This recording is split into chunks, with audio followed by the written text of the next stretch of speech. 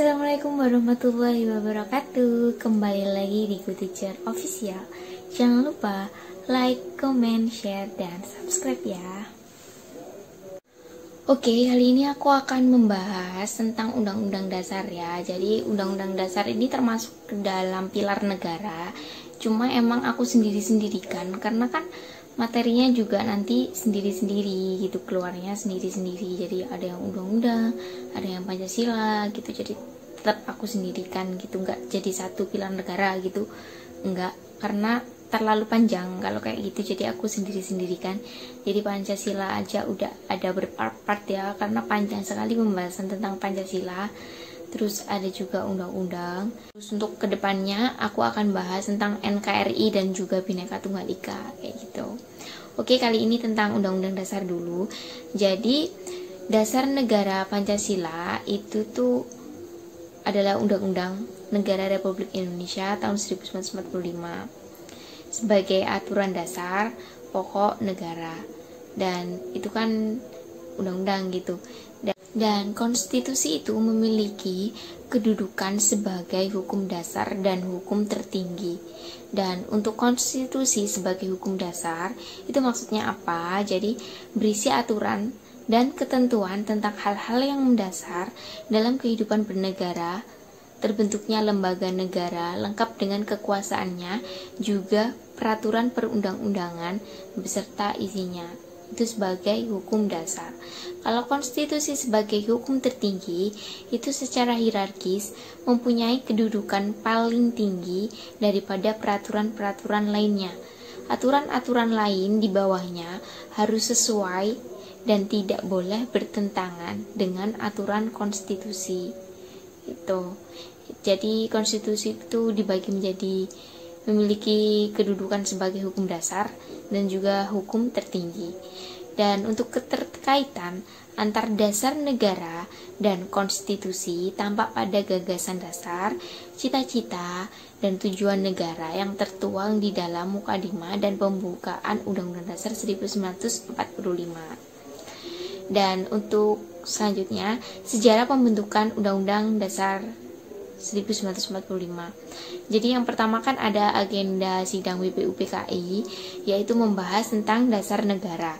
Dan sedangkan sidang kedua BPUPKI itu membahas tentang bentuk negara dan rancangan Undang-Undang Dasar Indonesia. Dan pada sidang kedua BPUPKI itu dibentuk Panitia Hukum Dasar yang bertugas membuat rancangan Undang-Undang Dasar yang diketuai oleh Insinyur Soekarno, dan panitia tersebut kemudian membentuk panitia kecil yang diketuai oleh Dr. Supomo. Panitia kecil itu tugasnya untuk membuat rumusan rancangan undang-undang dasar gitu. Dan pada tanggal 22 Juni itu panitia 9 mengadakan rapat dan menghasilkan rumusan naskah rancangan mukadimah hukum dasar yang di dalamnya tercantum rumusan dasar negara untuk Indonesia Merdeka yang diberi nama Piagam Jakarta. Lalu BPUPKI mengesahkan Piagam Jakarta sebagai mukadimah rancangan Undang-Undang Dasar 1945 dan mengesahkan batang tubuh Undang-Undang 1945. Jadi itu awal-awalnya. Lalu pada tanggal 7 Agustus itu BPUPKI kan dibubarkan oleh Jepang. Dan untuk menindaklanjuti hasil kerja BPUPKI dibentuklah PPKI. Dan pada tanggal 18 Agustus PPKI itu mengesahkan naskah Undang-Undang Dasar yang sampai sekarang kita kenal dengan sebutan Undang-Undang Dasar 1945. Dan bagian undang-undang yang disahkan PPKI pada tanggal 18 Agustus itu antara lain yang pertama, pembukaan Undang-Undang 1945 diambil dari naskah Piagam Jakarta dengan sedikit penyesuaian berbahasa dan perubahan pada dasar negara Indonesia sila pertama, yaitu sila pertama yang awalnya berbunyi ketuhanan dengan kewajiban menjalankan syariat Islam bagi pemeluk-pemeluknya, dan atas usul Muhammad Hatta dirubah menjadi ketuhanan yang Maha Esa. Kalau kalian lihat video sebelumnya tentang BPUPKI dan BPKI, kalian akan paham tentang hal ini ya. Dan untuk selanjutnya batang tubuh Undang-Undang 1945. Jadi batang tubuh ini berdasarkan rancangan Undang-Undang Dasar yang telah disusun BPUPKI tanggal 7 Agustus 1945. Oke, dan untuk pengesahan Undang-Undang 1945 itu dikukuhkan kembali oleh Komite Nasional Indonesia Pusat atau KNIP yang bersidang pada tanggal 29 Agustus 1945. Dan sebelum adanya perubahan atau amandemen, undang-undang itu kan awalnya terdiri dari 3 bagian. Lalu setelah 4 kali amandemen, itu jadi 2 bagian gitu. Jadi yang sebelum amandemen itu 3 bagian. Yang pertama pembukaan. Untuk yang batang tubuh itu ada 16 bab, 37 pasal dan 65 ayat. Lalu ada 4 pasal aturan peralihan dan 2 ayat aturan tambahan. Dan yang bagian ketiga adalah penjelasannya. Dan setelah dilakukan 4 kali amandemen, undang-undang memiliki 2 bagian aja. Dan yang pertama adalah pembukaan, yang kedua adalah pasal-pasal. Dan untuk pasal-pasalnya itu 16 bab, 37 pasal, 194 ayat, 3 pasal aturan peralihan dan 2 pasal aturan tambahan gitu. Dan untuk tujuan negara menurut Undang-Undang 1945 itu ada di alinea keempat Undang-Undang Dasar ya. Jadi yang pertama adalah melindungi segenap bangsa dan seluruh tumpah darah Indonesia, memajukan kesejahteraan umum, mencerdaskan kehidupan bangsa, dan ikut serta melaksanakan ketertiban dunia berdasarkan kemerdekaan, perdamaian abadi, dan keadilan sosial. Itu. Dan selanjutnya adalah konstitusi yang pernah ada di Indonesia. Ini juga biasanya keluar sih, jadi harus kalian pahami. Biasanya juga soalnya itu pengembangan juga dari ini, tapi kalian harus tahu konstitusinya apa dulu supaya nanti kalau mengerjakan soalnya nanti bisa menyeleksi dengan mudah. Dan untuk yang pertama adalah periode Undang-Undang 1945 itu berlangsungnya 18 Agustus 1945 sampai 27 Desember 1949. Dan bentuk konstitusi pertama adalah konstitusi tertulis. Karena Undang-Undang 1945 merupakan hukum dasar negara Indonesia yang waktu itu dituangkan dalam dokumen yang formal. Undang-Undang 1945 disahkan PPKI 18 Agustus 1945 dan dikukuhkan oleh KNIP tadi ya, yang bersidang tanggal 29 Agustus 1945. Dan bentuk negara Indonesia adalah kesatuan. Sistem pemerintahan yang dianut adalah presidensial. Ini yang periode Undang-Undang 1945. Dan untuk yang kedua adalah Konstitusi Republik Indonesia Serikat atau RIS ya. Dan itu berlangsungnya 27 Desember 1945 dan sampai 17 Agustus 1950. Jadi kalau yang pertama kan berakhirnya sampai 27 Desember. Jadi itu juga tanggal mulainya dari konstitusi yang kedua.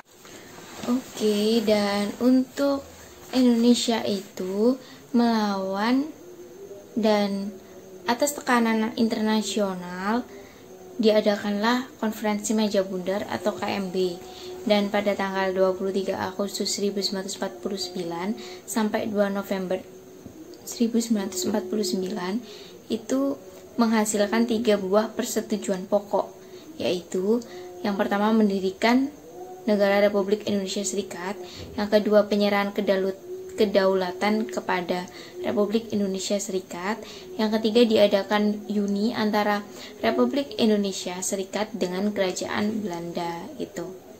Dan untuk negara Republik Indonesia Serikat yang akan didirikan ini akan dibuatkan sebuah rancangan undang-undang dasar oleh delegasi Republik Indonesia bersama dengan delegasi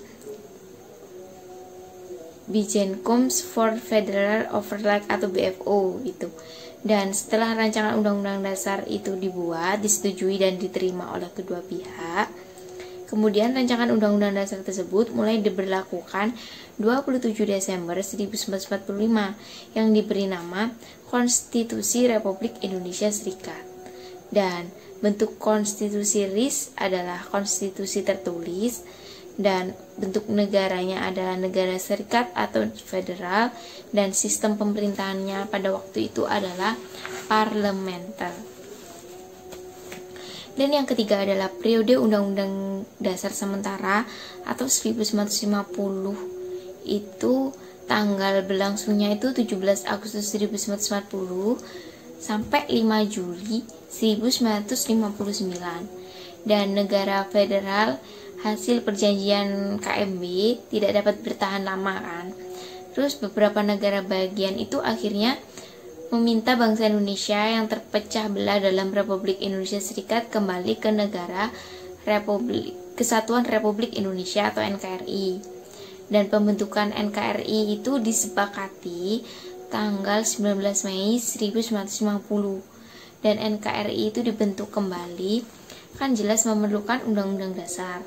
Dan undang-undang baru berlaku pada 17 Agustus 1950. Dengan berlakunya UU DS 1950, maka konstitusi RIS itu sudah tidak berlaku. Dan untuk Undang-Undang Dasar 1940 itu bersifat sementara. Oleh karenanya disebut Undang-Undang Dasar Sementara 1950 atau biasanya kita dengar UU DS 1950. Dan hal ini jelas dalam pasal 134, yaitu konstituante bersama dengan pemerintah menyusun undang-undang Republik Indonesia yang akan menggantikan undang-undang yang berlaku pada saat itu. Dan bentuk UU DS 50 itu konstitusinya tertulis karena dituangkan dalam suatu dokumen formal, dan bentuk negaranya adalah negara kesatuan, sistem pemerintahannya tetap parlementer. Dan untuk kalau sistem parlementer kan kepala negara itu dijabat oleh seorang presiden dan kepala pemerintah dijabat oleh perdana menteri itu. Dan untuk Undang-Undang Dasar Sementara itu berhasil membentuk konstituante melalui pemilu pada Desember 1955. Namun setelah 2,5 tahun terbentuk, konstituante belum dapat menyelesaikan tugasnya. Jadi karena itu makanya dalam situasinya kan seperti itu.